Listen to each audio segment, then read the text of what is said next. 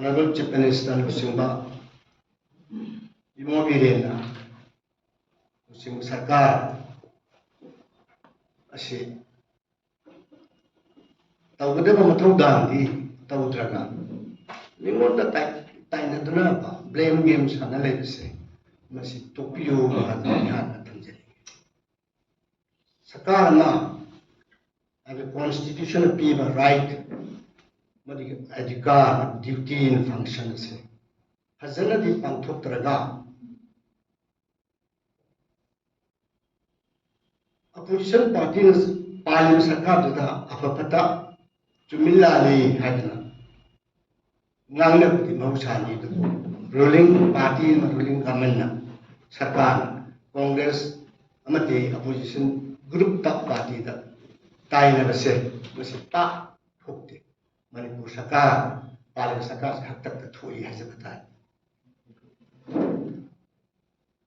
Kali ini,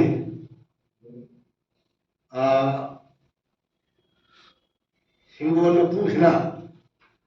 atau apa angguna nang hingga doktor terkopau masih kali suhai tu masih kali gimana no, hangbeya orang. Sarkar sih right amati mat power function constitution na संविधान पीरी बा जुगम बा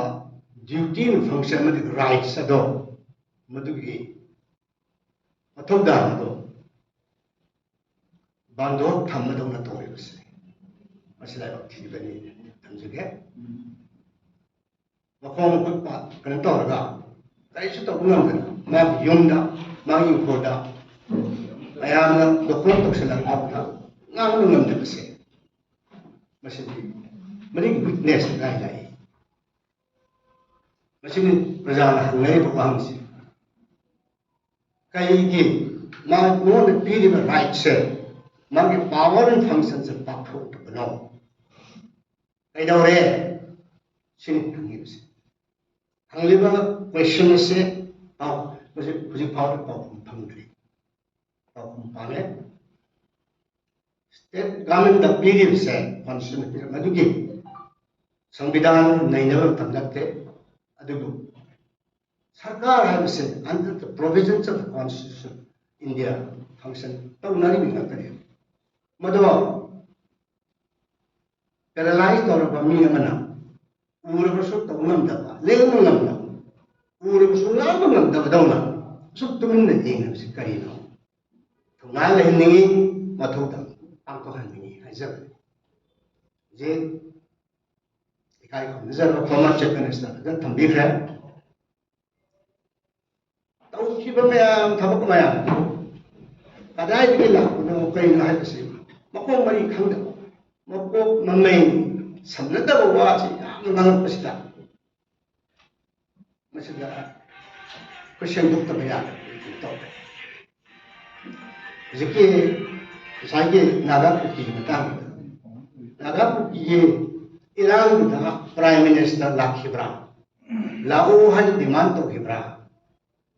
sin situation as a kenai. Ziki dari ba workshop siga, adu ngai workshop siga, kenai. Naga putih itu di Punjab level dah ethnic crisis nanti, holok se. Lan hubung kampung Mesir, kerana itu nak mado ethnic crisis mana bawani. Menurut ini berdiri, lan hubung kampung ini berdiri. Iran mereka bersu, adu lagi sarkar na constitution na pilih ba,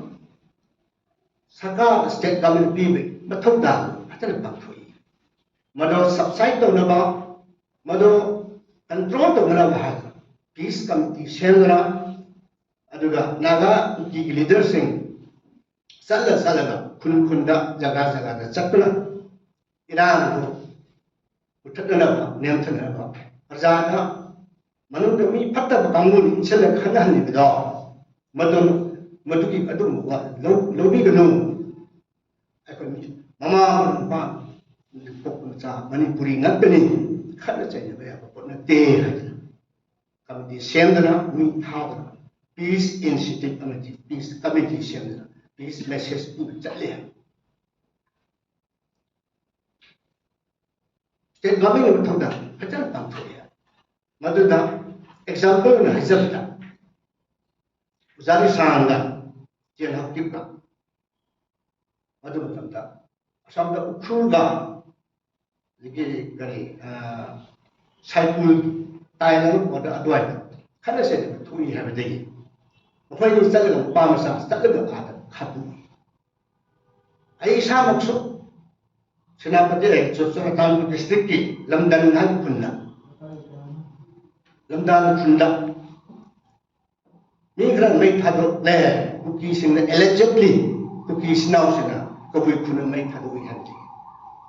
adum tam ki kendra mla haktare minister oramba khokamang saitwa isada satra oduda alam singda khana sing ganu khana sing mi phatab sing to jabani parja ako kukina ga ma sing latte masi tanham sing insing ga tawani apai saurang gani to su sauru saung phadar ga ing na tapale ni na si ta khoi sakla ga them lu ya dan ka kupida nyaga ki reconciliation meeting isama salaga ngecuk bang orientasi naga ki leader kuki ki leader charles ki leader maya kawra agar reconciliation meeting se hatana pakhui asmai to dana sarkar ki mathuda adana pakhui jabani matam kuiba kuida batna azadi level la to ta adama sihi haidu hatani to cha anda haidu tare group sing ming de pansaning de lan ho ko tang dana insil la to ban handak kisidi adari kaithari la chu ke sai je kre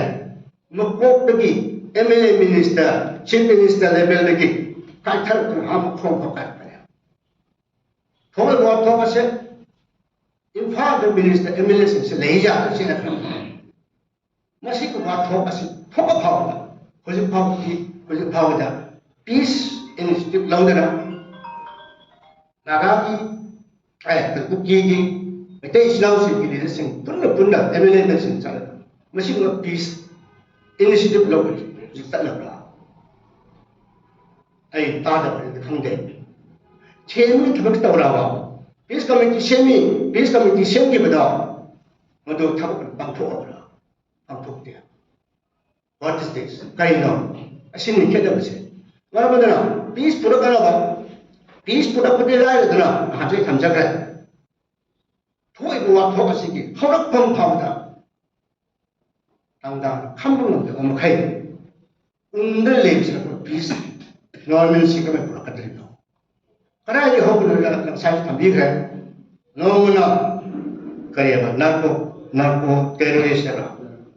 aduh nomor illegal immigrants nama, nomor apa kopi cultivation ni kalau pernah mahal. Karena ini apa sih, crisis top nomor apa sih, macam apa aja ni, tahu dia, aduh ini solusi kami pura kadang. Anak lain bukan betul ni, kami hidup khas tu ni. Hidup hari ini orang nak apa betul? Gamen cipin saya siapa pun nak. Gamen ni dibahas segini. Apa pun nak cipin saya ni. Thonggal le hengi, wating Tuhan ni. Peace normal sebenarnya apa? Izat ifuluk cengsi sana le mana apa? Ngau sama aku le mana apa? Kaya thonggal tu pakai cike habis. Kerja sing political party mana nak se hau lega. Peace ke initiative tu hengi. Lo ni lah, saya tak boleh berdekat, betul tak ada masuk. Apa macam ni tu hengi. Apa macam saya ke hau lega hau tak. Respon tu naik makai tu kan. Lei mesti kari gino. Ulang lah tiba ni tu juga. Apa macam ni? Tanya sebenarnya apa blame tu tak khusus. उसे संपत्ति कराना तो solution पड़ा cut गए high से पर तो फायदा है हम जे प्राइम मिनिस्टर लाख पर हाज करेंगे ना सरकार पालिब स्टेट गवर्नमेंट्सना मथौ तौरक्तबदगी प्रजासिंग पेंदबदगी अखोय स्टेट गवर्नमेंट कन्ना फजन हायरे उपाय लेत्रे सेंट्रल तकलरुसी है कई दमक तुबि लेरिबनो सेंट्रल लीडरशिप ला का येंगरा भाई चुमी प्राइम मिनिस्टर लाख तक सोल्यूशन पुरक याद है नती लाख तक सोल्यूशन पुरक नॉर्थ ब्लॉक साउथ ब्लॉक थम सोल्यूशन पुरक याइना एक्शन प्लान रो अदुवानी ऑर्डर बनी याथंग बनी खाना से जब यादे सोल्यूशन पुरक कदमनी सोल्यूशन से असि कदोगी मतलब सुन चथ कदमनी हादना government missionary the structure proper instruction फजन बिर खाना सोल्यूशन पुरक सिमा पुरक लाख दबो अदु लेकिन कंसर्न से कुछ नहीं है वाले मणिपुर लाख का कुछ प्राइम मिनिस्टर का ऑफिस फर्मगा सोल्यूशन प्रॉपर आएगा मॉडल प्रॉपर आएगा हां की ये याला हम नाकों में लोई ले मिशनरी में याला सिस्टम करना तो सिपाही को थारी सिपाही से थारी दोनी लाख में थारी सेंट्रल फोर्स है कई तौर मथौ मागी प्रॉपर इंस्ट्रक्शन लेतबदी लाग से फौले है आजा थमजग्रे खदबद खाम होता खामदो होता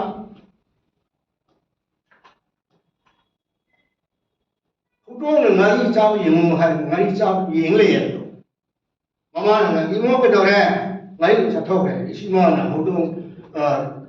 ngari chaw yeng le yeng ni hai ngari chaw yeng ra haje la ku sibai sing se kai gi la no ha ma siba thau ko ga ko hoi ai nok se khan se sa sa hau kre ina bi se na ji ti ngasi ti gi hello mi do section matik jam lo ni ha kana hello hello ngani mana madara prime minister lak ba du madu tu bathu lak tari ha ba madu matam ki congress government na uti thuda ba phui state government ka pi ba thuda ba constitution na pi ba madu power function ba tik mapung phan ba thi hoji ki madu mathau tau dre mathau tau ni हाइजबनी मथौ तौर मुहूर्त मदु को तौर prime minister lakh तबरा का मदु तौर सुरुपुदी मामुना P बगाय दो हिंगोनी मपुदी ओयबसु बंदो चक्कदौना बंदो का थमखरगा मपुदन उपाय लेतबगी मी लाग दुखन तौ फावदा हाइबो गमदबदौ लेबदो थिबनी अदु तौबिगनो थमजब